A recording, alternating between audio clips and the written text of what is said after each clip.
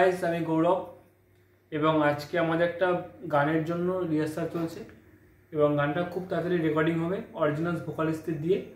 আমি আজকে scratch vocal দিচ্ছি এবং সৌমিক এই গানটা পুরোপুরি মিউজিক কম্পোজ করেছে, পুরো মিউজিকের department or.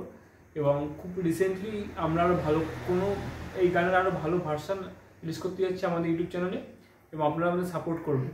Okay, thank you.